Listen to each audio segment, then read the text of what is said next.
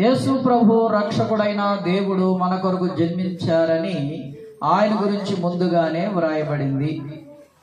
అలాగే ఆయన ఆరోహణమై పరలోకం వెళ్ళడము వ్రాయబడింది. ఆయన తిరిగి రావడము అనేది కూడా వ్రాయబడింది.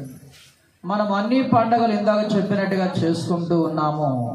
ఆయన రావడము కూడా మనం ఇష్టపడాలి. ఇప్పుడు మీ ఇంటికి చుట్టాలు వస్తున్నారన్నప్పుడు మీరు ఇష్టపడాలా కష్టపడాలా? పాస్టర్ గారు మీ ఇంటికి వస్తున్నారంటే ఇష్టపడాలా కష్టపడాలా?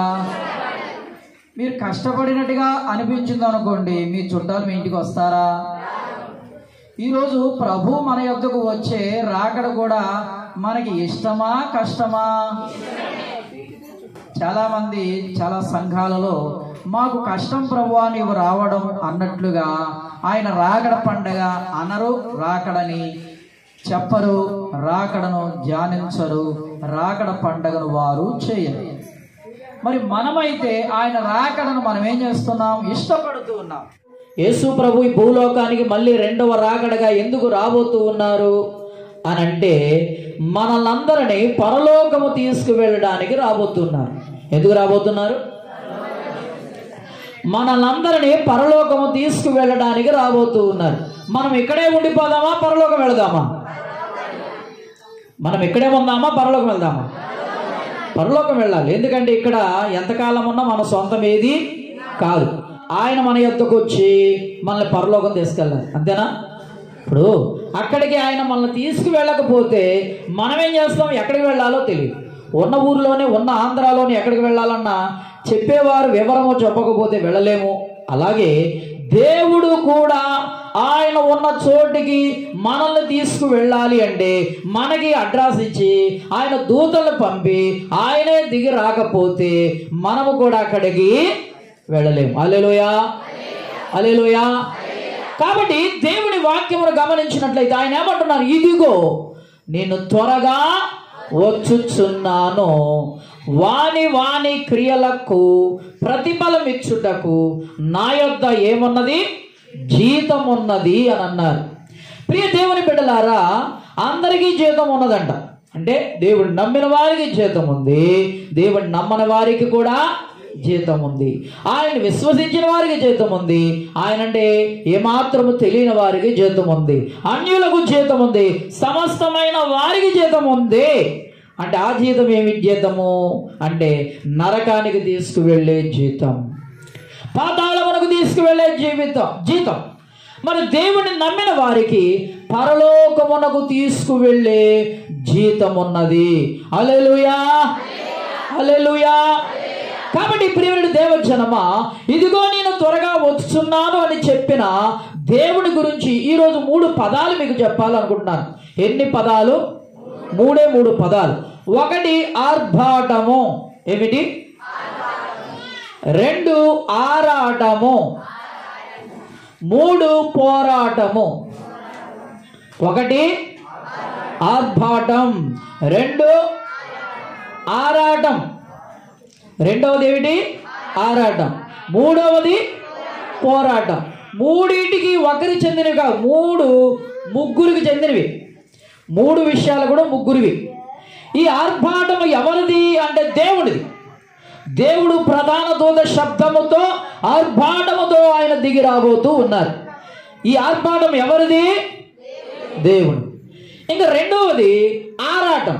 ఆరాటం ఎవరికి అంటే, అయ్య బాబాయ్ పనులు అవ్వలేదు, అయ్య బాబాయ్ నేను చచ్చిపోతాను, అయ్య బాబాయ్ నేనేమైపోతాను, అయ్య బాబాయ్ అని చెప్పి భయపడుతున్న వారు దాన్ని ఏమంటారంటే, వారికి ఒక ఆరాటం, ఏమైపోతుందో అనే భయం కలిగిన వారి జీవితం. ఇది ఎవరికి చెందిందంటే మన శత్రువైన సాతానుకు చెందినది. హల్లెలూయా.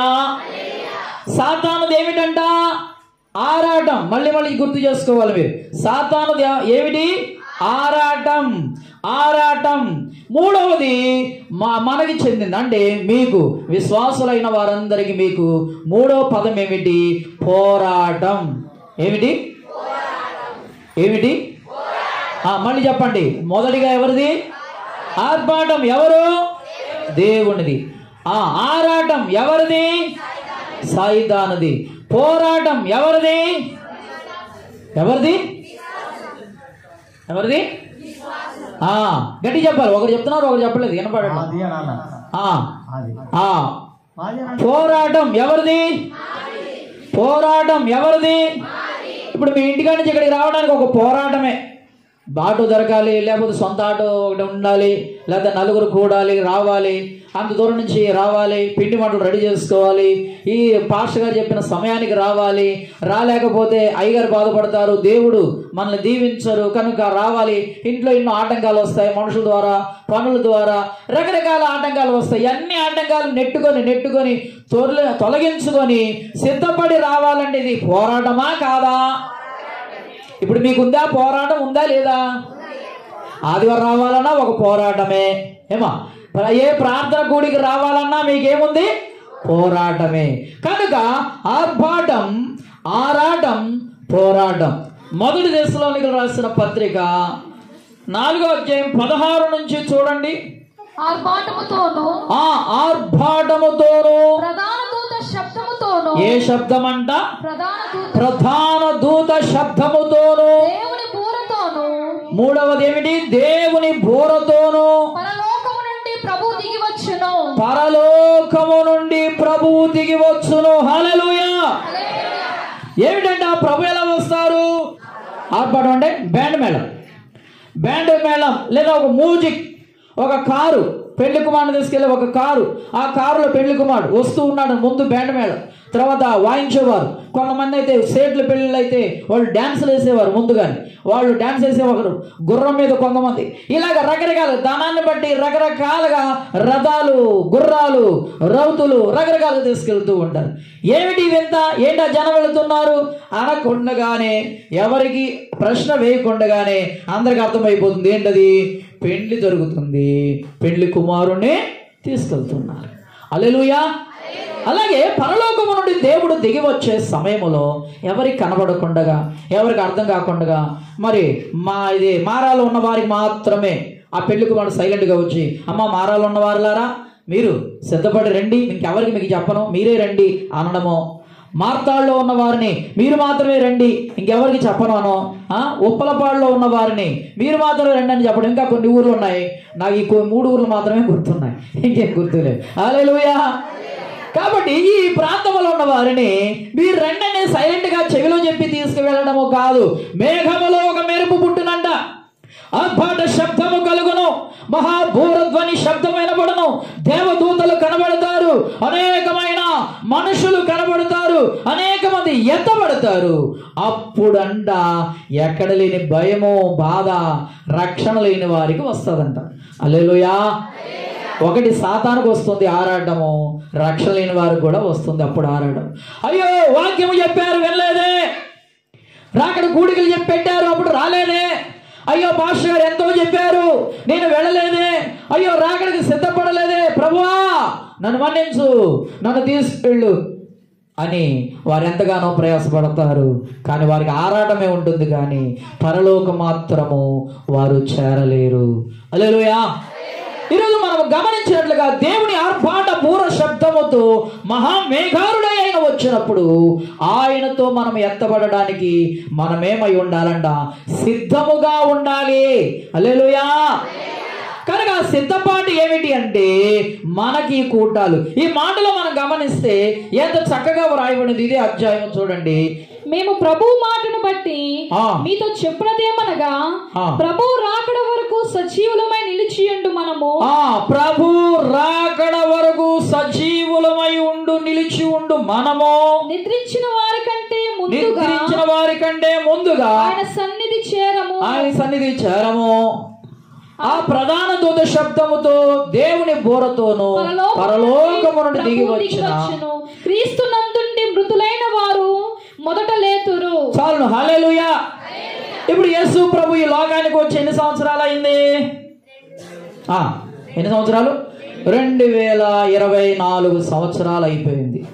అప్పటి నుండి ఇప్పటి వరకు బోధింపబడుతూ ఉన్నది యేసు ప్రభు రక్షణ గురించి, యేసు ప్రభు ప్రేమ గురించి, యేసు ప్రభు త్యాగము గురించి యేసు ప్రభు యొక్క మార్గము గురించి బోధింపబడింది. ఈ బోధింపబడినప్పుడు చాలా మంది దేవుని వాక్యం విన్నారు, రక్షణ పొందారు, మారు మనసు పొందారు, వారి విశ్వాసాన్ని కాపాడుకున్నారు. వారందరూ ఈ లోకములో నిద్రించారు, అంటే శరీరాన్ని విడిచిపెట్టారు. ఇప్పుడు వీరందరూ ఏమవుతారంట? మనకంటే వారే ముందుగా దేవుని రాకడలో ఉంటారంట. హల్లెలూయా. కనుక నిద్రించిన వారు మనకంటే ముందుగా వారే ఉంటారు అని వాక్యము చెప్పబడుతుంది. వారందరూ దేవుని సన్నిధిలో ఉంటారు. ఆ తర్వాత మనము ఆయనతో పాటు వెళతాము. ఎంత సందడో అప్పుడు, ఎంత ఆనందమో, ఎంత సంతోషమో, ఎంత ఆర్భాటమో, ఎంత మహా గొప్ప ఆనందము కలుగుతుందో ఆ సమయంలో. ఎందుకంటే ఈ లోకంలో చాలా మంది మరి కొంతమంది ప్రార్థనలకి కూటాలకి రండి అంటే ఎక్కువగా వెళ్ళిపోతుంటారు. ఎక్కడికి? ఫంక్షన్కి వెళ్ళిపోతారు. ఎక్కడికి వెళ్తారు?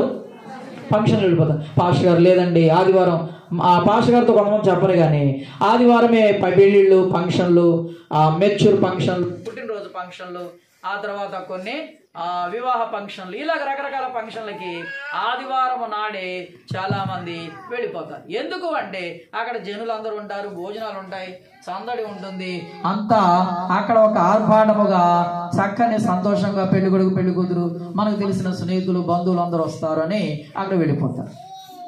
అంటే ఈ లోకంలో వారు ఏమి ఇష్టపడుతూ ఉన్నారు అని మనం గమనిస్తే ఆ సందడి వారు ఆనందించి ఆ పెళ్లి, ఆ ఫంక్షన్, ఆ మెచ్యూర్ ఫంక్షన్, పుట్టిన ఫంక్షన్కి చాలా మంది వెళ్ళిపోతారు. అయితే ప్రభు వాక్యం ఏం చెప్తుంది తెలుసా? ఈ లోకంలో చిన్న చిన్న ఫంక్షన్, ఈ చిన్న చిన్న ఫంక్షన్లకు ఆశపడి వెళ్ళిపోతూ ఉంటారు. ఈ సందడి చూసుకుంటే అసలైన సందడి వదిలిపెట్టుకుంటారంట. హల్లెలూయా. నేను హైదరాబాద్కి ఒకసారి నన్ను పెళ్లికి పిలిచారు, మా విశ్వాసుల వారి యొక్క బిడ్డలు పెళ్లికి పిలిస్తే అప్పుడు నేను వెళ్ళాను. వెళితే విఐపి అంటే మన ఈ కేసీఆర్ గారి దగ్గర ఉన్న ఒక అంటే ఆరోగ్య శాఖ ఏదో మంత్రి, ఆ మంత్రి గారి యొక్క బంధువులు కొడుకు, మా విశ్వాసుల యొక్క బంధువుల కూతురుతో పెళ్లి. ఆ పెళ్లికి వారు పెద్ద మండపం తీసుకున్నాడు ఆయన. రాత్రంతా ఆ చలి, ఇదే డిసెంబర్, వచ్చే నెల డిసెంబర్ లాంటి నెలలే, ఇప్పుడు 2 సంవత్సరాలు అయింది. ఆ డిసెంబర్ నెలకి చలి తగలకుండా జ్యోతులు పెట్టారు, పెద్ద సెగ తలిగే వస్తువులు అవి పెట్టారు. ప్రతి 10 నిమిషాలు 5 నిమిషాలకి స్నాక్స్ లాగా పలహారాలు ఇస్తూ ఉన్నారు. రాత్రంతా జరుగుతూ ఉన్నాయి. ఆ అనేకమైన రకరకాల పిండి వంటలు, ఎన్ని రకాల డ్రింకులు ఉన్నాయో, ఎన్ని రకాల స్వీట్లు ఉన్నాయో, ఎన్ని రకాల పళ్ళు ఉన్నాయో, ఎన్ని రకాలుగా వంటలు ఉన్నాయో అన్నీ చేసి లోపల ఎవరికేం కావాలో ఎంత కావాలో తినవచ్చు అవన్నీ చేశారు. ఆ రాత్రి అంతా పెళ్లిలో చూసి చాలా చక్కగా జరిగింది. అంటే అదొక సందడి, ఒక ఆర్భాటం, ఒక చక్కని రీతిగా జరిగింది. మీకు అర్థం అవడానికి చెప్తూ ఉన్నాను. అయితే పరలోకములో కూడా మహా గొప్ప పెళ్లి విందు జరుగుతుందంట. అందులో దేవుడు నిత్యము ఆయన ఉంటారు. ఎంత గొప్ప దేవుడు కదా. ఇప్పుడు ఈ ఊరు ఎమ్మెల్యే పెళ్లి విందు జరుగుతుంది అనుకో, ఆ విందుకి మిమ్మల్ని మామూలుగా దారిలో కనిపించి చెప్పడమో ఎవరో ఒకరు, లేకపోతే ఒక ఫోన్ చేయడమో, లేకపోతే ఒక ప్రకటన చేయడమో చేస్తారు. కానీ అమ్మ మీరు మా ఇంటికి రండి, పెళ్లి విందుకు రండి అని ప్రత్యేకంగా వచ్చి పిలుస్తారా? పిలవరు. మా ఊర్లో కూడా ఆయన మరి వైఎస్ పార్టీలో ఉన్న ఆయన, ఇప్పుడు కాదు, ఆయన ఆ పార్టీ ఉన్నప్పుడే, ఉన్నప్పుడు ఆయన కూతురు పెళ్లి జరిగింది, హైదరాబాద్లో జరిగింది. ఫంక్షన్ ఆ ఊర్లో పెట్టాడు. ఇంచుమించు ఒక 50,000 మందికి అంతమందికి భోజనం పెట్టారు. ఆ భోజనం పెట్టినప్పుడు ప్రకటన చేశారు, అందరు రావాలి, అందరు రండి, మీ అందరికీ మరి పెళ్లి జరగబోతుంది రండి అని చెప్పారు. చెప్పడం జరిగింది. కానీ ఆయన చెప్పగానే అనేక మంది ప్రజలందరూ వెళ్ళారు, మేము వెళ్ళాము, అందరినీ పిలిచారు. అలాగే స్వయముగా వచ్చి మీరే పెళ్లికి రండి అని స్వయముగా మనల్ని కూడా పట్టుకొని తీసుకువెళ్ళేవారు అధికారులు ఎవరైనా ఉంటారా? ఎవరు ఉంటారు? ఎవరు తీసుకెళ్తారు? అలాగా ఎవరు తీసుకెళ్తారు. ఇప్పుడు పరలోకంలో జరిగే పెళ్లి కంట సాధారణమైన మనల్ని మట్టి పురుగులు వంటి వారు, మానవుడు ఏంటి? ఏ మానవుడు? ఈ మానవుడు ఏ మానవుడు? బంగారు మానవుడా? ఈ మానవుడు ఏంటి మానవుడా? మనం ఏంటి? మన శరీరం ఏంటి? ఎత్తడా? మన శరీరం ఏంటి? ఇనుమా? రాగా? మన శరీరం ఏంటి? మట్టి. మట్టి మనిషి అయినా, మట్టి మానవుడైన ఈ మట్టి మానవుడిని తీసుకువెళ్ళడానికి దేవుడు ఆర్భాటముతో ఆయన తిరిగి వస్తారంట. హల్లెలూయా. ఆర్భాటముతో ఆయన తిరిగి వచ్చి నిన్ను నన్ను రక్షణ పొందిన ప్రతి బిడ్డలను పరలోకమునకు తీసుకువెళతారంట. అదే రెండవ రాకడ. కాబట్టి ఆయన వచ్చినప్పుడు మరి రాకడకు సిద్ధపడే మనము కూడా ఈ రాకడకు ఎలా ఉండాలి? చింపిరి గుడ్డలు, తల మాసిన తల, ఎన్నో రోజులు స్నానం చేయలేని ముఖము, అలాగే ఏ కళా కాంతి లేని, సంతోషం లేని ముఖముతో, ఆనందము లేని వారముగా ప్రభువా వచ్చావా, ఇదిగో లేస్తున్నాను నెలలుగా, వస్తాను ప్రభువా అని అలా చెప్తామా? ఆయన వచ్చినప్పుడు మనం ఎలా ఉండాలంట? నూతన వస్త్రాలు ధరించిన వారిగా, పెండ్లి ఎందుకు సిద్ధపడిన వారముగా, ఆయత్తమైన వారముగా ఆయన రాకడకు సిద్ధపడాలి. హల్లెలూయా.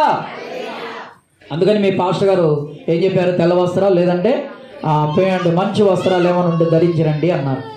కాబట్టి దేవుడి వాక్యము మనం గమనించినట్లయితే ఆయన ఆర్భాటముతో దేవుడు వస్తూ ఉన్నారు. ఎందుకంటే పరలోకమునకు మనల్ని తీసుకువెళ్ళాలి. 21వ అధ్యాయము 4వ వచనం నుండి చదవండి. ఆయన వారి కన్నుల ప్రతి బాష్ప బిందువు, పరలోకములు ఏముంటుందంట? ఆయన మన కన్నుల బాష్ప బిందువులను తుడిచివేయును. మరణము ఇక ఉండదు. మరణము ఏముండదంట? మరణము ఇక ఉండదు. ఈ భూలోకములో మీకేముంది? మరణం ఉంది. ఏ మనిషి ఎప్పుడు చనిపోతాడో, ఎలా చనిపోతాడో తెలియదు. భూలోకములో ఉంది. మరి పరలోకములు ఏముండదంట? మరణము ఇక ఉండదు. దుఃఖమైనను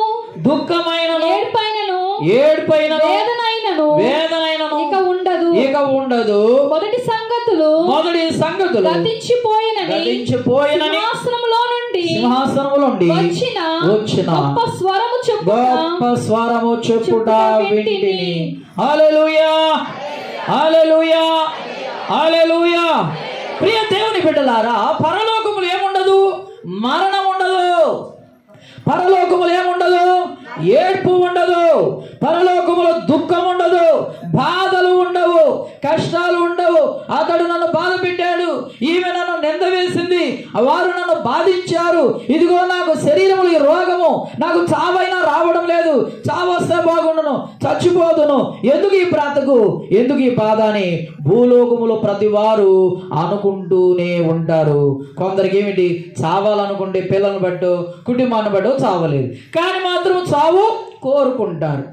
అయితే బ్రతుకు మాత్రము ఆనందముగా వారికి ఉండదు. అయితే బైబిల్ చెప్తూ ఉంది, పరలోకము దేవుడు నిన్ను తీసుకువెళితే అక్కడ ఏముంటుందంట? మరణమే ఇక లేదు. అక్కడ ఆకలి, దాహము, వేదన ఉండదు. అక్కడ నిత్యము ఆనంద సంతోషాలే ఉంటాయి. హల్లెలూయా. ఎంత గొప్ప మాట. భూలోకములు విసిగిపోతున్నాం కదా. కొందరేమో పిల్లలను బట్టి విసిగిపోతారు, కొందరు బంధువులను బట్టి విసిగిపోతారు, చాలా బాధపడుతూ ఉంటారు. కుటుంబములు ఏముంటాయి? కొందరేమో పొలము లాక్కున్నారు, కొందరేమో ఇళ్ళు లాక్కున్నారు, కొందరు ధనము లాక్కున్నారు, కొందరు ఉద్యోగం లాక్కున్నారు, కొందరు ఏ విధమైన ప్రయోజనం లేని జీవితం అయిపోయింది. బంధువులు నా అన్న వారే నాకు ద్రోహం చేశారు, నా బ్రతికి ఏమిటి అని కుమిలిపోతున్న ప్రియ దేవుని బిడ్డలారా, బాధపడుతున్న వారులారా, నలిగిపోతున్న వారులారా, నీకు అక్కడ అటువంటి బాధలే లేని ప్రశాంతమైన జీవితాన్ని దేవుడు సిద్ధపరిచారు. హల్లెలూయా. అందుకని ఆయన అంటూ ఉన్నారు, నేను త్వరగా వచ్చి స్వయముగా మిమ్మల్ని ఏం చేస్తాను? కూడబెట్టుకుని తీసుకువెళతాను. ఇదిగో నేను త్వరగా రానై ఉన్నాను అని దేవుడు ఆయన సెలవిస్తూ ఉన్నారు. హల్లెలూయా.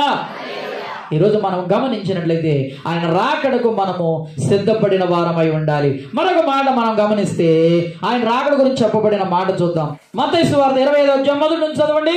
పరలోక రాజ్యము పరలోక రాజ్యము ఒక దివిటీలు పట్టుకొని పెండ్లి కుమారుని ఎదుర్కొనుటకు బయలుదేరిన 10 మంది కన్యకలను పోలి ఉన్నది. బయలుదేరిన 10 మంది కన్యకలను పోలి ఉన్నది. వీరిలో 5 బుద్ధి లేని వారు, వీరిలో 5 మంది అనగా సగం మంది బుద్ధి లేని వారు, 5 బుద్ధి గలవారు, 5 బుద్ధి గలవారు. చాలా ఇక్కడ గమనించినట్లయితే దేవుని రాజ్యము గురించి యేసు ప్రభు ఈ లోకములో ఉన్నప్పుడు ఒక ఉపమాన రీతిగా, అర్థమయ్యే రీతిగా దేవుడు సెలవిచ్చారు. ప్రపంచం మొత్తానికి దేవుడు రాకడ సిద్ధపడిన వారు 10 మంది అన్న ఒక సింపుల్గా అర్థం అవడానికి సంఖ్య పెట్టారు. 10 మంది అవుతారా? ఏమా దేవుని రాజ్యానికి సిద్ధపడే వాళ్ళు ఎంతమంది అవుతారంట? ఇంచుమించు చెప్పాలంటే ఒక 10 కోట్ల మంది లేక ఒక 100 కోట్ల మంది సిద్ధపడతారు. అయితే దేవుని రాజ్యాన్ని ఒక అర్థం అవడానికి 10 మంది కన్యకలుగా ఆయన రాకడకు సిద్ధపడిన వారు అన్నట్లుగా దేవుడు ఒక ఉదాహరణ అర్థం అవడానికి చెప్పారు. అందులో సగం మంది ఎంతమంది? 5 మంది. 5 మంది ఏమయ్యారంట? బుద్ధి లేనివారు. 5 మంది బుద్ధి గలవారు. అంటే వీరిద్దరికి వ్యత్యాసాన్ని దేవుడు చెప్తూ ఉన్నారు. ఈ 10 మంది ఎవరు అంటే దేవుని సంఘానికి వచ్చేవారు. హల్లెలూయా. ఈ 10 మంది దేవుని సంఘానికి వచ్చేవారే. ఈ సంఘానికి వచ్చే క్రైస్తవులలో 5 అనగా సగం శాతము ఆత్మతో నింపబడి వాక్యమును చదివి ప్రార్థన చేస్తూ దేవుడి రాజ్యానికి సిద్ధపడాలని ఆశపడిన వారు ఏమై ఉన్నారంట? వారు 5 మంది. మిగతా 5 మంది ఏమై ఉన్నారంటే వాక్యం చదివినా మర్చిపోవడం, ప్రార్థన చేసినా గుర్తుకు రాకపోవడం, ప్రార్థన చేసే విధానము తెలియకపోవడం, దేవుడి రాజ్యంలో వెదగాలని ఆశ లేకపోవడం, ఇలా ఉండేవారు మరి ఒక 5 మంది అనగా సగం మంది. ఈ సగం మంది దేవుడు రాకడ అనుకుంటూ పరిగెడుతూ ఉన్నారు. కానీ చివరి దినాలలో ఏమైపోయారంట? సగం మందే దేవుని దగ్గరికి వెళ్ళారు, సగం మంది విడవబడ్డారు. హల్లెలూయా. అందుకని దైవజనుడు ఒక ఆయన జానయ్య గారని బైబిల్ మిషన్లో ఒక దైవజనుడు రాస్తారు. ఏమనండి? ఎగిరేదవా ఎగిరేదవా ఎగిరేదవా ఎగిరేదవా ఏదో తెలుసుకో ఏ గడియలో ఏ గంటలో యేసయ్య వచ్చును. ఏమిటంటే ఈ పాటలో ఉన్న మాట ఏంటి? ఏ గడియలో అంటే ఇప్పుడు మనం ఆ రాకడ ప్రార్థనలో కూడికలు జరిగిస్తున్నాం. ఈ రోజే రావచ్చు. ఎప్పుడు రావచ్చు? మరి ఈ రోజు వస్తే నేను సిద్ధముగా ఉన్నాను, వెళ్ళగలను అని చెప్పగలిగిన వారం ఎంతమంది? ప్రభు ఈ రోజు వస్తే, ఈ రాత్రి వస్తే, ఈ మధ్యాహ్నం వస్తే, ఈ గంటకే వస్తే నేను వెళ్ళగలను, ఎందుకంటే అంత విశ్వాసముతో భక్తితో నేను ఉన్నాను అనే వారముగా ఉండాలంట. అదే రాకడని దైవదేనులు తెలియజేశారు. అందుకనే 2 గుంపులు ఉంటాయంట. ఒకటి ఎత్తబడే గుంపు, మరొకటి విడువబడే గుంపు. ఎగిరేదవా ఇగిరేదవా అంటే ఉండిపోతావా వెళ్ళిపోతావా. ఎగిరే గుంపు ఒకటి ఉంది.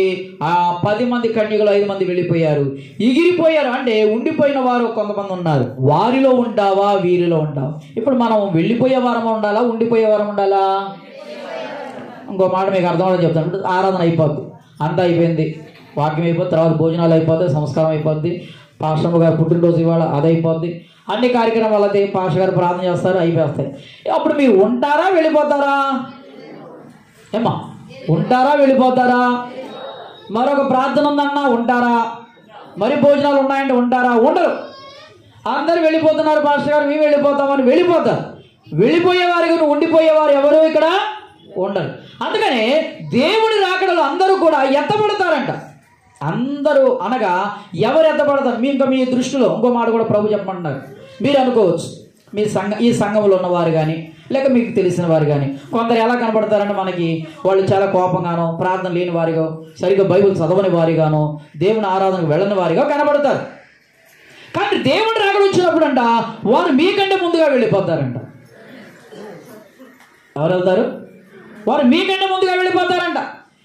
ఎలా వెళ్తారు? ఎందుకు వెళ్తారంటే మీకు అర్థము కాని భక్తి వారిలో ఉంటుంది. అంటే మీ కంటికి కనబడదు, వారు ఎక్కువగా బైబిల్ చదివేవారు అవుతారు. మీ కంటికి కనబడరు కానీ ఎక్కువగా ప్రార్థన చేసుకునే వారే ఉంటారు. మీ కంటికి కనబడరు కానీ వారి హృదయంలో పశ్చాత్తాపం ఎక్కువగా కలిగిన వారిగా ఉంటారు. కొందరు పైకి కనబడరు. వారేమవుతారంట? దేవుడి రాజ్యం వచ్చినప్పుడు మీ ఎదుట నుండి ఈమె పరలోకం వెళ్ళేది, ఈమె వెళ్ళదు అని మీరు అనుకోవచ్చు. ఇతడా పరలోకం వెళ్ళేది, ఇతడు వెళ్ళడు అని అనుకోవచ్చు. అట్టివారే దేవుడి రాజ్యములో ముందుంటారంట. అందుకని యేసు ప్రభు వారు ఒక మాట చెప్పారు. ఏమిటంటే, మీకంటే ముందుగా పరలోక రాజ్యములో దొంగలను, వ్యభిచారులను దేవుడి రాజ్యములో ముందురు మీకు తెలుసునా అని అన్నారు. హల్లెలూయా. ఎందుకు అనంటే వారు పాపము చేసేవారే, వారు పాపాత్ములే, కానీ సడన్ గా ఎప్పుడు మారిపోయారో చెప్పరు. ఏ రోజు వారు పశ్చాత్తాపడ్డారో, ఏ రోజు వారి పాపం విడిచిపెట్టారో, ఏ రోజు వారి హృదయాన్ని మార్చుకున్నారో, ఏ రోజు వారు మారు మనసు పొందారో, ఏ రోజు దేవుడి కొరకు ఆశపడ్డారో, ఏ రాత్రి కన్నీరు కార్చారో, ఎన్ని రాత్రులు కన్నీరు కార్చారో, దేవుడి దగ్గర ప్రాధేయపడ్డారో, దుఃఖపడ్డారో, ఏడ్చారో, వారి పాపాలు వారి జీవితాలు, వారి చీకటి, వారి అంధకారం, వారి బ్రతుకంతా మార్చుకొని కన్నీరు కార్చి ఏడ్చి ప్రార్థన చేసి పశ్చాత్తాపపడి వారు సిద్ధముగా ఉంటారంట. అప్పుడు ప్రభు వచ్చిన సమయంలో ఎవరు ఆ అదృష్టాన్ని పొందుకుంటారో తెలియదు, సడన్ గా దేవుని దగ్గరికి వెళ్ళిపోతారు. హల్లెలూయా. కనుక ప్రియమైన దేవజనమా, మనము వారిని వీరిని చూసి లెక్కేయకూడదు. ఎప్పుడైనా గుర్తుపెట్టుకోండి, సంఘములో కొంతమంది పైకి ఉత్సాహం కనబడతారు కానీ భక్తి లేని వారిగా ఉంటారు.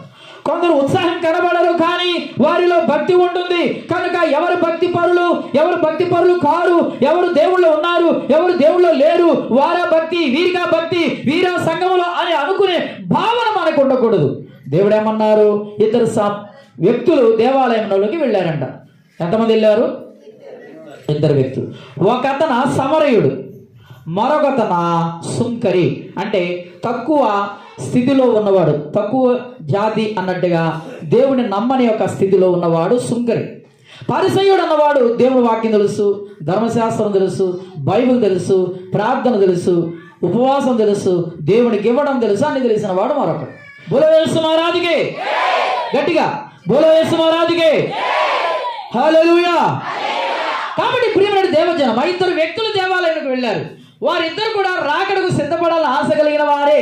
ఆ ఇద్దరులో ఏమై ఉన్నారంట, దేవాలయంలోనికి ఒక ఆయన వెళ్ళాడు, దేవాలయంలోనికి వెళ్ళడానికి భయపడి గుమ్మం దగ్గర ఒక ఆయన ఉన్నాడంట.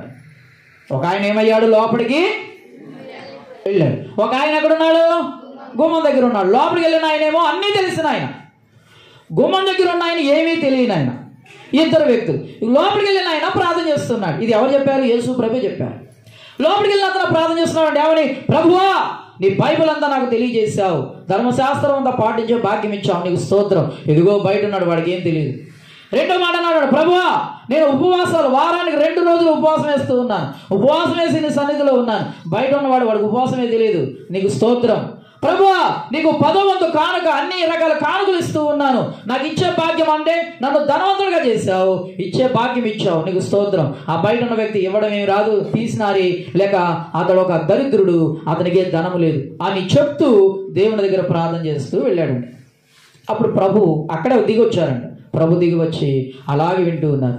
ఈ బయట వ్యక్తి ఏం చేస్తున్నాడు, అతడు కూడా ప్రార్థన చేస్తున్నాడు. ప్రభువా, దేవాలయంలోనికి వచ్చాడకు నేను యోగ్యుడను కాను, నేను ఒక పాపిని.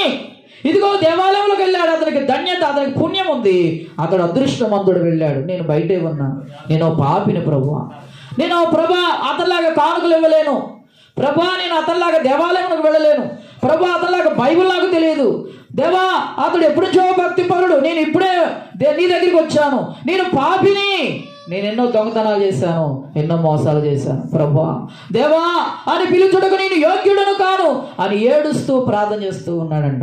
ఇప్పుడు 2 ప్రార్థనలు ఎవరు విన్నారు? కరెక్ట్గా అలా చెప్పాలి, స్కూల్ పిల్లలాగా చెప్పాలి. ఈసారి వచ్చి తలుపులో వేసి ఓ బెత్తం పట్టుకొని స్కూల్ పిల్లలాగా మీకు సాయంకాలం దాకా అన్ని రకాల పాఠాలు చెప్తే చక్కగా మీరు నేర్చుకుంటారు. మీరు మంచివారు, దేవుని స్తోత్రం, చక్కగా వింటున్నారు మీరు. అయితే ఆ ఇద్దరి ప్రార్థనలు ఎవరు విన్నారు? దేవుడు విన్నారు. విని ఒక ఆయన ప్రార్థన ఆయన ప్లస్ చేశారు, విన్నారు, బాగా అంగీకరించారు. మరొక ప్రార్థన ఆయన కొట్టేశాడు. ఎవరి ప్రార్థన విన్నాడు? బయట అయిన ప్రార్థన, లోపల ప్రార్థన? ఎవరి ప్రార్థన దోసేశాడు ఆయన? బయట ప్రార్థన, లోపల ప్రార్థన? హల్లెలూయా. అంటే లోపలికి వచ్చాడు, అతను గొప్ప అదృష్టవంతుడే, కానీ అతని మనస్సులో ఏమైందంటే గర్వం పెరిగింది. ఏం పెరిగింది? ఈరోజు మీరు దేవుని సన్నిధిలోకి వచ్చిన మీలో ఎవరిలోనైనా గర్వము పెరిగిందా, ఆ రోజే మీరు దేవునికి తక్కువగా అయిపోతారు. గర్వము లేని వారే గొప్పవారు అవుతారు. హల్లెలూయా. ఏ గర్వం? నాకు పాటలు బాగా పాడడం వచ్చు, మీరా పాడేది, నాకు అన్నీ తెలుసు. నాకు వాక్యం బాగా చదవడం వచ్చు, మీరు ఇంకెవరు చదవలేరు. నాకు ప్రార్థన బాగా చేయడం వచ్చు, ఇంకెవరికి రాదు. నేను సన్నిధి బాగా చేయగలను, సన్నిధి స్త్రీలో ఉన్నాను, ఇంకెవరు చేయలేరు. నేను వస్తేనే పాస్టర్ గారు, పాస్టమ్మ గారు అన్నీ చేసుకోగలరు, నేను లేకపోతే ఇంకెవరు చేయలేరు అని అనుకున్నావా? ఆ గర్వం నీలో వచ్చిందా, ఆ రోజే నీకున్న కృపలన్నీ పోతాయి. ఎప్పటికి కూడా ఏం చేయకూడదంటే సంఘములో దేవుని ఇచ్చిన పనిని మనం వాడుకునేవడమే కానీ మనము గర్వించడానికి ఎవరు కూడా తగిన వారు కారు. హల్లెలూయా. ఎప్పుడు ఏమి రాకూడదంట? ఏమి రాకూడదు? గర్వం రాకూడదు. ఒకవేళ సూది మనంత గర్వం నీలోనికి వస్తున్నట్టుగా అనిపించినా ఎమ్మడే దేవుడి దగ్గర చేతులు జోడించి కన్నీరు కార్చి ప్రార్థన చేయాలి. ప్రభువా, నాలో గర్వం రాకూడదు నాయన. ఇదిగో నేను పాడతాననే, లేక ప్రార్థన చేస్తానో, లేక సంఘానికి ముందు వస్తానో, లేక వంటలు బాగా చేస్తానో, లేక నేను అందరికీ బాగా మాటలు చెప్పగలను, ఇలాంటి ఆలోచనలు ఏవో వచ్చి నాలో గర్వం పెరగకూడదు ప్రభువా, నన్ను మన్నించు ప్రభువా అని మీరు ప్రార్థన చేసుకుంటే ఎమ్మడే ఆ దయ్యం మీలో నుండి వెళ్ళిపోతుంది. లేకపోతే గర్వించారనుకో ఎమ్మటే మీరు తక్కువలో పడిపోతారు. బైబిల్ గ్రంథం ఏం చెప్తుందంటే దేవుడి దగ్గర ప్రధాన దూతలు ఉన్నారంట. ఎవరున్నారు? దూతల పైన దూతలు, కెరూబులు, కెరూబుల పైన శరాబులు, శరాబుల పైన ఇంకా దూతలు ఉన్నారంట, ప్రధాన దూతలు. దూతల పైన దూతలు అలాగా చాలా మంది దూతలు ఉంటే అందులో 3 వ్యక్తులు 7 మంది ముఖ్యమైన వ్యక్తులుగా ఉన్న 7గురిలో మరి ముఖ్యమైన దూతగా ఉన్నాడంట ఒక ఆయన. ఇందులో లూసిఫర్ అనే ప్రధాన దూత ఉన్నప్పుడు ఈ దూత అందరికంటే ఎక్కువ వాడంట. ఈ దూత ఎవరు? అందరికంటే ఎక్కువ. అందరికంటే ఎక్కువ ఉన్నప్పుడు ఆయన్ని వచ్చేటప్పుడు రాజుగారిని పొగిడినట్టుగానే ఆ దూతను కూడా పొగిడేవారంట. అన్నీ తెలుసు, అన్ని వివేకం, ఆలోచన కలిగిన వాడు. అయితే అన్నీ ఉండి ఆ పైన ఒక సింహాసనం ఉంది, అక్కడ దేవుడు ఉండేవారు. దేవుని తర్వాత సింహాసనం ఈ దూతది, ఈ దూత తర్వాత మిగతావారు. అయితే అప్పుడు అనుకున్నాడంట, నాది ఎంత హోదా, నేను లేకపోతే దేవుడే పని చేయలేడు, నేనే అన్ని చేయగలను, నాకే అన్ని తెలుసు, ఏదైనా నన్ను అడిగి ఆయన చేస్తాడు, కాబట్టి నేను గొప్పవాడని, నాకు ఆర్భాటము, నాకు అన్ని ఏంటది పూజలుగా, ఈ లోకం పూజలు అంటారు అలాగా, అనగా నాకు అన్ని పొగడతలు అన్ని వస్తూ ఉన్నాయి, నన్ను అందరూ చక్కగా గౌరవిస్తున్నారు, అయితే నేను అందరికంటే గొప్ప కాబట్టి ఈ పై సింహాసనం కూడా నేనే ఉంటే బాగుండును అని అనుకున్నాడంట. ఎవరు? లూసిఫర్. ఎప్పుడైతే అనుకున్నాడో ఆ రోజే ప్రభువారు ఏం చేశారంట, నీలో రాకూడని గుణం ఒకటి వచ్చింది, ఇంతవరకు ఆ గుణం లేదు, అది నీలో గర్వం వచ్చింది, నీ ఉండడానికి వీల్లేదు, వెళ్ళిపో అనగానే అప్పుడు భూమి మీదకి వస్తూ ఆకాశ మండలంలో ఆగిపోయాడు. ప్రభు ఎప్పుడైతే ఆ స్థానం త్రోసేసాడో అప్పుడే వాడేమైపోయాడంట, నల్లని వాడిగా, నల్లని రూపం వచ్చేసింది. దేని వలన? గర్వము వలన. ఏ మనిషికైనా నేనే అనే ఒక గర్వం వచ్చిందంటే ఆ రోజే ఆ మనిషి ఏమీ చేయలేని వాడిగా, చేతకాని వాడిగా, దైవ రూపము, దైవ కృప పోయిన వాడిగా, కోల్పోయిన వాడిగా మార్చబడతాడు. ఎప్పుడు కూడా ఒకవేళ మీరు చక్కగా అందరికంటే బాగా వాడబడుతున్నారనుకో, అదేమనాలి? ఇది దేవుని కృప. ఏమనాలి? దేవుని కృప. కనుక సంఘానికి పనుల కొరకు దేవుడు ఏం చేస్తారంట, అందరినీ ఏం చేస్తారు? వాడుకుంటారు. హల్లెలూయా. కొంతమంది దేవుడు ధనం ఎక్కువ ఇస్తారు, ఆ దాని ద్వారా సంఘములు ఏ కార్యమైన వారు ధనం ఇచ్చే తాళంతో దేవుడు వారికి ఇస్తారు. కొందరికి పనులు చేయగలిగిన శక్తి ఉంటుంది, ఏ పనైనా బాగా చేయగలని చేస్తారు. కొందరు వంటలు బాగా చేస్తారు. కొంతమంది దేవుడి పరిచర్యలు ముందు వచ్చి ప్రార్థనకు సిద్ధపడతారు, సంఘములు అన్నీ చేస్తారు. ఇలాగన్నీ చేయడం దేవుని కృప ఉన్నది. ఈ కృప వాడుకోవడానికే. దేనికి? దేనికి? ఈ కృప దేవుని ఇచ్చిన వాడుకోవడానికి. ఈ కృప ద్వారా వాడబడితే ఆ ప్రతిఫలము పరలోకములో నీకు కూడా ఉంటుంది. అప్పుడు పరలోకములో సంఘం ఎత్తబడినప్పుడు నీవు కూడా ఏమవుతావు? ఎత్తబడతావు. కాబట్టి ఎత్తబడడానికి చేతులు కాళ్ళు ముడుచుకొని మూల కూర్చున్న ముసలివాళ్ళుగా సైలెంట్గా ఉన్నవారు అలాగే పరలోకం వెళతారు అనేది కాదు. సంఘములో ప్రతి పని చేయగలిగిన వారే పరలోకమునకు ఎత్తబడతారు. హల్లెలూయా. కాబట్టి మనము ఏమై ఉండాలంటే దేవునిలో తగ్గించుకున్న వారమై ఉండాలి. హల్లెలూయా. కాబట్టి ఈ పెండ్లి కుమారుడిగా యేసుప్రభు వస్తే పెండ్లి విందుకి సిద్ధపడిన ఈ 10 మంది కన్యకల్లో 5 మంది సిద్ధపాటు లేరు అన్నాం కదా. 5 మంది సిద్ధపాటు లేరు అన్నావా? 5 మంది సిద్ధంగా ఉన్నారు, 5 మంది సిద్ధంగా లేరు అన్నాం కదా. ఈ 5 మంది ఎందుకు సిద్ధంగా లేరు అంటే వారిలో వచ్చిందంట గర్వము. ఏమొచ్చింది? గర్వం వచ్చింది. అందుకని వారి ఆత్మ తగ్గిపోయింది. వెలుగుతున్న దివిటీలు అంటే అర్థం ఏంటంటే హృదయాలు. దివిటీలు అనగా హృదయాలు వెలిగింపబడాలి. ఆ హృదయాలు చల్లారిపోవడానికి కారణం ఏంటంటే వారిలో గర్వం వచ్చింది. కాబట్టి గర్వం అనేది అనేది ఎప్పుడైనా ఎవరిలోనూ వస్తే ఆ రోజు వారు చల్లారిపోతారు, కానీ దేవునిలో వెలిగించబడలేరు. హల్లెలూయా. కనుక మొదటిగా ఏంటి? దేవుని ఆర్భాటముతో దేవుడు వస్తూ ఉన్నారు. మరి మానవునికి ఏముందంటే పోరాటం ఉంది. మూడవది ఏమిటి? సాతాను యొక్క ఆరాటము. హల్లెలూయా. ఏమిటంటే సాతాను ఆరాటం. ఎవని మృంగుదమా అని వాడు వెతుకుతూ ఉన్నవాడిగా ఉన్నాడు. వాని యొక్క ఆరాటం ఏమిటంటే ఎప్పుడు మీలో ఏదో ఒక చెడు గుణాన్ని తలపెట్టి మిమ్మల్ని ఏ విధముగానైనా కిందికి లాక్కొని వెళ్ళాలి, మీరు భక్తిలో లేకుండా పడగొట్టాలన్నదే దయ్యము యొక్క ఆలోచన. హల్లెలూయా. ఇప్పుడు మీకు అర్థం అవడం చెప్తాను. యేసు ప్రభు వారికి సాతానికి యుద్ధం జరిగిందా జరగలేదా? ఎప్పుడు జరిగింది? సిలువలో జరిగింది. ఎప్పుడు జరిగింది? సిలువలో దేవునికి సాతానికి ఏం జరిగింది? యుద్ధం జరిగింది. మరి సాతానేమో దేవుని కొడతానికి వచ్చాడు, వాడు కొడుతూ ఆయన్ని గాయపరిచాడు. మరి దేవుడేమో ఆయన కూడా కొడతానికి వెళ్ళి ఆయుధం ధరించి కొట్టాడు ఆయన. మరి ఆయన యుద్ధం చేశారంట. యుద్ధములు ఎవరు జయించారంట? ఆయనే జయించారంట. యేసు ప్రభువే జయించారు. ఎలా జయించారు? ఏ ఆయుధాలు వాడారు? ప్రేమ, సహనం, క్షమాపణ, దయ, జాలి, కరుణ అనే ఆయుధాలను దేవుడు వాడి ఏం చేశారంట? ఆయన జయించారు. హల్లెలూయా. కాబట్టి ప్రియమైన దేవజనమా, సంఘములోను మీ ఇంటిలోను మీ వాతావరణంలో మీరు రాగలికి సిద్ధపడాలంటే ఎవరు కొడితే వారిని ఇంకా 4 కొడతాను, ఎవరు తిడితే వారిని ఎక్కువగా తిడతాను, ఎవరు శపిస్తే వారిని 10 శపిస్తాను అనే భావంలోనికి మీరు వెళితే రాకడకు ఏమవ్వలేరు? సిద్ధపడలేరు. హల్లెలూయా. రాకడకు మీరేమవ్వలేరు? ఎత్తబడలేరు. హల్లెలూయా. కనుక రాకడికి ఎత్తబడము సిద్ధపడడం అంటే ఏమిటి? సహించుకొని దేవుని దగ్గర ఒప్పజెప్పుట. ఒకవేళ ఎవరైనా మిమ్మల్ని అన్నారనుకో, ఆ విషయాన్ని దేవుని దగ్గరే చెప్పాలి. ఎవరి దగ్గర చెప్పాలి?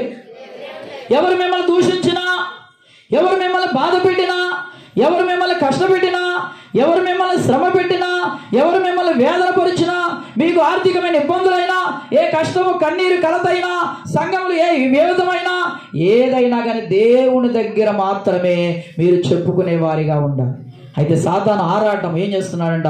వాడు భయంకరమైనటువంటి ఆర్భాటముతో ప్రభు వస్తూ ఉండగా వాడు ఆరాటముతో అనేక మందిని చెదరగొట్టుటకు వాడు సిద్ధముగా ఉన్నాడు. ఏం చేస్తున్నాడు వాడు? చెదరగొట్టుటకు, విశ్వాసాన్ని చెదరగొట్టే కార్యములోను ప్రతి విధమైన కార్యములు వాడు దిగి వస్తూ ఉన్నాడు. అందుకు అర్థం అవడానికి వాడు చేసే కార్యాలు ఎన్ని ఉన్నాయో మీకు ఒక మాట తెలియజేస్తాను, చూడండి. కాబట్టి 90 కీర్తనలో మొదటి నుంచి కింద వరకు చూస్తే, చాటున నివసించువాడే శక్తుని నీడను విశ్రమించువాడు, ఆయనే నాకు ఆశ్రయము, నా కోట, నేను నమ్ముకున్న నా దేవుడని నేను యెహోవాను గురించి చెప్పుచున్నాను. వేటకాని ఊరిలో నుండి ఆయన నిన్ను విడిపించును, నాశనకరమైన తెగులు రాకుండా నేను రక్షించును. ఆయన తన రెక్కలతో నిన్ను కప్పును, ఆయన రెక్కల క్రింద నీకు ఆశ్రయము కలుగును. ఆయన సత్యము కేడమును డాలునై ఉన్నది. రాత్రి వేళ కలుగు భయమునకైనను, పగటి వేళ ఎగురు బాణమునకైనను, చీకటిలో సంచరించు తెగులకైనను, మధ్యాహ్నమందు పాడు రోగమునకైనను నీవు భయపడకుందు. చాలు. ఇక్కడ గమనించినట్లయితే అధ్యాయంలో చాలా విషయాలు ఏమున్నాయంటే, సాతాను మానవుని బాధ పెట్టే కార్యాలు ఎన్నో ఉన్నాయి. చివరిగా సింహముగాను, నాగుపాముగాను, కొదమ సింహముగాను, భుజంగముగాను వాడు వస్తాడంట. వాణిని విశ్వాసి ఏమై ఉండాలి? వాడిని పోరాడి జయించాలి అనే వాక్యము వ్రాయబడింది. కాబట్టి ప్రియమైన దేవజనమా, మొదటిగా దేవుడు ఆర్భాటముతో ఆయన వస్తారు. సాతాను ఆరాటముతో అనేకుల్ని ఆర్పివేయాలి. అంటే వెలుగుతున్న జ్యోతులుగా ఉన్న వారిని ఆర్పివేయాలని ఆరాటముతో నిత్యము బాధలు పెడతాడు. అయితే పోరాటం మనకి మాత్రం ఉంటుంది. ఈ పోరాటములు ఏమై ఉండాలంట? ఇప్పుడు అన్నం ఉడకాలంటే ఒక పోరాటం కింద ఆ అన్నానికి ఏమవ్వాలి? మంట తలగాలి. మంట దానికి చల్లదనమా? కాదు, అదొక పోరాటం. అలాగే మనం ఒక చోటికి వెళ్ళాలంటే మన కాళ్ళకి పని చెప్పాలి. అది ఒక పోరాటం. అంటే కాళ్ళకు పని చెప్పి ఎక్కువ దూరం నడవాలి. ఎక్కడికి వెళ్ళకుండా ఉన్న చోటికి రావాలంటే ఏదైనా వస్తుందా? రాదు. భూమి మీద పుట్టిన ప్రతి ఒక్క జీవికి కూడా ఏముందంట? పోరాటం ఉందంట. చిన్న పురుగు ఉంది, అది మేత తెచ్చుకోవాలని ఎవరు వాళ్ళ అమ్మ వాళ్ళ నాన్న తీసుకొచ్చి పెడతాడా? అది వెళ్ళి మేత తెచ్చుకోవాలి, ప్రయాసపడాలి. ఒక పక్షి మేత తెచ్చుకోవాలి, ఒక జంతువు మేత కోసం పోరాడాలి. అలాగే ప్రతి జీవికి పోరాటం ఉన్నట్టుగానే విశ్వాసికి ఏమున్నదంట? పోరాటం ఉన్నది. హల్లెలూయా. కాబట్టి దేవుడు ఆర్భాటముతో ఆయన వస్తూ ఉన్నప్పుడు ఆరాటముతో వాడు సాతానుడు అనేకుల్ని బాధ పెట్టాలి, చల్లార్చాలి, భక్తి లేకుండా సంఘానికి వెళ్ళకుండా ఆ సమయంలో ఏదో విధమైన కష్టము తేవాలని వాడు చూస్తే మనం ఏం చేయాలంట? పోరాటం మనకుంది కనుక పోరాడి ఎలాగైనా ఇవాళ ఆరాధనకు వెళ్ళాలి, ఎలాగైనా ప్రార్థనకు వెళ్ళాలి, ఎలాగైనా భక్తి నిలుపుకోవాలి, ఎలాగైనా విశ్వాసం నిలుపుకోవాలి, ఎలాగైనా దేవుడి కొరకు నిలవాలి, ఎలాగైనా దేవుడి రాజ్యంలో కట్టబడాలి, ఎలాగైనా నేను దేవుడి రాజ్యంలో స్థిరపడాలి, నేను ఎలాగైనా దేవునిలో ఎత్తబడాలి అనే పోరాటము అనే ఈ పోరాడుతూ మనం నిలవబడాలంట. అప్పుడు ఏమవుతామండి? జయం పొందుతాము. హల్లెలూయా, హల్లెలూయా, హల్లెలూయా. చెప్పండి. 3 పదాలు చెప్పాం. మొదటిగా, రెండవది, మూడవది. మొదటి పదం ఎవరిది? రెండవది, మూడవది. హల్లెలూయా. ఆర్పాటముతో దేవుడు వస్తాడు. ఆరాటముతో అనేకులను ఆర్పుటకు వాడు ప్రయత్నిస్తూ చేస్తూ ఉన్నాడు. పోరాటముతో మనం పోరాడి ఏమవ్వాలంట? నెగ్గాలి. హల్లెలూయా, హల్లెలూయా. ప్రార్థన. పరిశుద్ధుడానికి వందనాలు, స్తోత్రం. ఈ సమయమందు ఇదిగో నాయనా నీవు తెలియజేసిన 3 మాటలు, ఇదిగో నేను త్వరగా వస్తున్నాను ఆర్భాటముతో అని నువ్వు సెలవిచ్చావు. ఈ ఆర్భాటముతో నీవు వస్తూ ఉండగా అయ్యో నాకు సమయం లేదు, ఎంతమందినైతే అంతమందిని బాధ పెట్టాలి, కష్టపెట్టాలి, వారిని లోకములోనికి లాక్కొని వెళ్ళాలి, పాపములోనికి లాక్కొని వెళ్ళాలని ప్రయత్నించే ఆ సాతాను ఆరాటముతో వస్తున్న వాణిని అయ్యా మేము జయించినట్లు నిత్యము అయ్యా నీ బిడ్డలకు మాకు పోరాటం ఇచ్చావు. ఆ పోరాటముతో ఈరోజు ప్రార్థనకు రానికుండగా, ప్రతి కార్యమునకు రానికుండగా అడ్డు చేసే అపవాది, ఆటంకపరిచే అపవాది అయ్యా మేము జయించువారముగా దేవుని అడగండి. ప్రభువా నీవు ఆర్భాటముతో వస్తున్నప్పుడు మమ్మల్ని ఆర్పాలని ఆరాటముతో సాతాను చెల్లరేగుతూ ఉంటే నాయనా మేము పోరాడి నాయనా ప్రతి కార్యముల ముందుండు వారముగా, ఏ రోజు నీకు వ్యతిరేకముగా నీకు విరోధముగా మారకుండగా నీ మార్గములో నడిచేవారముగా ఉండునట్లు ప్రభువా మాకు పోరాటం ఇచ్చావయ్యా. అయ్యా మేము పోరాటంలో గెలవాలి, ఈ పోరాటంలో నెగ్గాలి, ఈ పోరాటంలో నిలబడాలి, ఈ పోరాటంలో జయం పొందాలి. అయ్యా అటుకి విధముగా కృప చూపండి. అయ్యా మమ్మల్ని అభిషేకించుము, మమ్మల్ని బలపరచుము, మాకు శక్తినిమ్ము. అయ్యా నీ యొక్క ఆర్భాటమైన ఈ 2వ రాకడలో అయ్యా మేము సిద్ధపడాలి అని ప్రతి ఒక్కరు మీకు మీరే అయ్యా నేను సిద్ధపడాలి, నా బిడ్డలు సిద్ధపడాలి, అయ్యా నా భర్త సిద్ధపడాలి, అయ్యా నా కుటుంబంలో సిద్ధపడాలి, అయ్యా మేమందరూ ఆయుధపడాలి. అయ్యా నీ ఆర్భాటముగా వస్తూ ఉన్నప్పుడు తండ్రి ఈ యొక్క కార్యములో నాయన నీకు లోబడి వారముగా మమ్మల్ని మార్చము. అయ్యా మాకున్న పోరాటములో మేము అపజయ పాలు కాకూడదు, మేము నెగ్గాలి ప్రభువా, జయం పొందాలి. అట్టి కృప దయచేయండి అయ్యా. నీ రాకడ నయ్యా 1000 ఏండ్ల విందు ప్రభువా. అయ్యా మమ్మల్ని తీసుకువెళ్ళటకు వస్తూ ఉన్నావయ్యా. అయ్యా 1000 ఏండ్ల ఎందుకు మమ్మల్ని తీసుకువెళ్ళటకు వస్తూ ఉన్నావయ్యా. నేను విడవబడకూడదు, నేను ఒంటరవ్వకూడదు నాయన, నేను వదిలిపెట్టబడకూడదు, నేను ఇక్కడే ఉండిపోకూడదు. నీతో రావాలి. అట్టి కృప నాకు దయచేయండి, అంటే ధన్యత ఇవ్వండి. నీ వాక్యము మాకు అర్థమైంది, ఆ విధంగా నడుచుటకు సహాయం చేయండి. తోడైన యేసు నామములో ప్రార్థిస్తున్నాము తండ్రి, ఆమేన్.